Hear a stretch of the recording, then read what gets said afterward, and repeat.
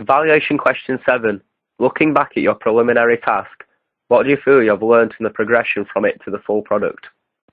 Progressing from my preliminary task to my final drafts, I have learnt numerous things.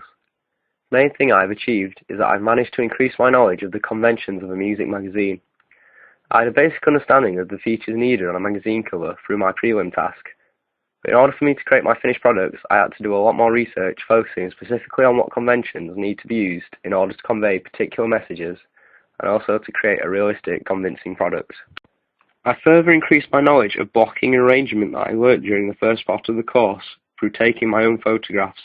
Again, I feel that due to what I learnt in my prelim task, I was able to increase my skill in taking photographs and had a better understanding of how they can convey a particular message. This skill was again further increased through the research that helped me understand conventions more, so I had to do a lot of research on front covers and medium close-ups. As such, I observed common photo types and tried to emulate this in my work. Also, I believe that my understanding of the importance of a house style was increased through practical experience. In noticing how the magazine I was using as an influence, The Enemy, had a strong, obvious house style, I noticed in creating my own that it was much clearer and more coherent with a strong house style. Also, after my preliminary task, I participated in workshops in using programs such as Quark and Photoshop, which again increased my understanding.